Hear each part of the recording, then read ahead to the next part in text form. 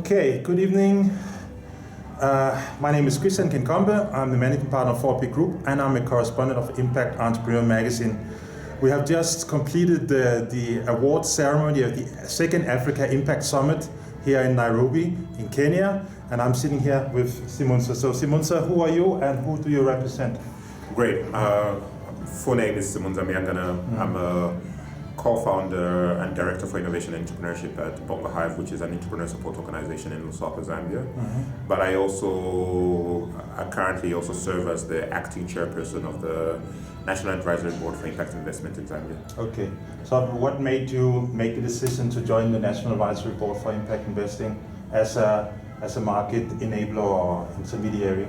I think we've always believed that good people building good businesses could have a good impact can build the solutions that we need on the continent that have a significant impact on the nations that we're in or the continent wide. The National Advisory Board for Impact Investment was an alignment with regards to working with an ASO and working with entrepreneurs directly who are looking for funding or financing that can accelerate the growth of the impact that they're driving or the businesses that they're building. Seemed like an alignment in match. So the National Advisory Board convenes a group of people that are all stakeholders or players who are seeking to drive impact in their nations. And with regards to Zambia, the Impact Investing Africa tries to do that across the continent. So that made sense for us as people who support entrepreneurs to make sure that the priorities are clear and that we're also playing a part in getting the right policies, the right frameworks, having conversations with the investors, but also making sure that there's messaging going towards the entrepreneurs that are trying to get connected, and that happens. Yeah. There's only 5 national advisory boards on the African continent, and if you look at the SADC region, Zambia after South Africa is one of the biggest recipients of impact capital. What role do you think that the National Advisory Board have played in enabling this inflow of impact capital to Zambia to a much higher extent than some of its neighboring countries? Does it make a difference to have a NABII present to work with the government and make the investment and business environment more enabling? I believe it does, because without the right conversations happening, what happens is that everything gets lumped into one pot and one conversation. So if the government doesn't understand the impact investing as a subset of investing, they just count investments that have trickled in. They just count investments that have trickled into the country.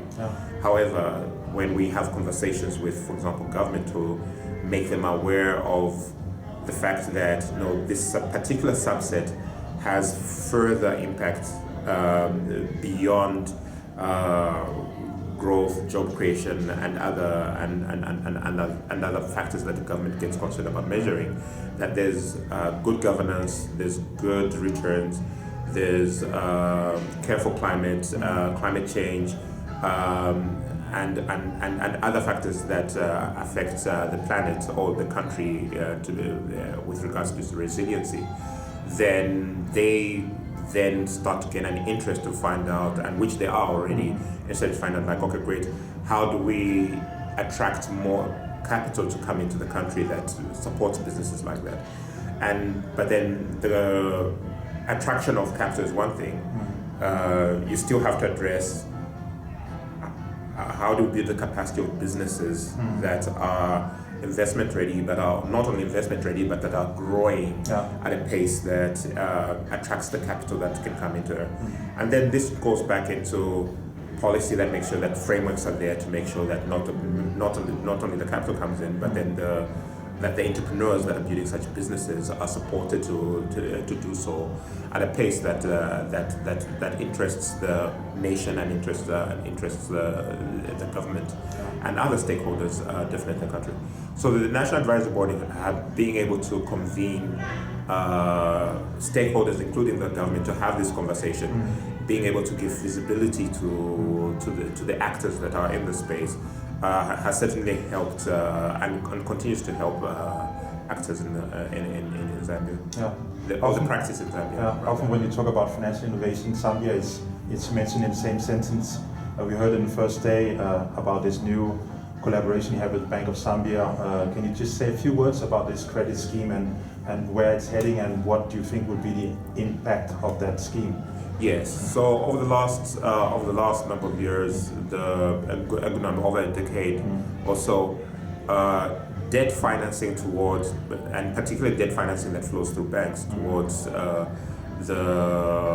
SMEs hasn't been at the tune that we've hoped that it can get to, and this is for a number of factors that include a preference by financial institutions to park their money in safer instruments like bonds and treasury, which works for them with regards to getting a return to their shareholders.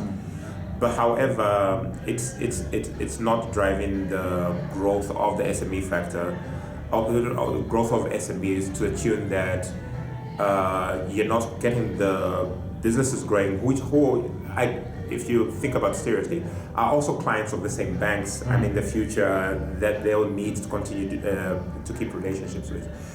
Fortunately, the central bank has seen this as a concern and would like to see more money flowing towards businesses.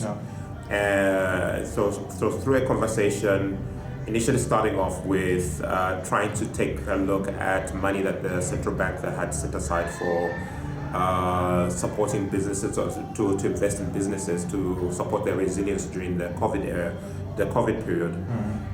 They kept asking the question, what can be done to make sure that the banks can come forward and play and see an opportunity. So banks have talked about SMEs being risky, which is true.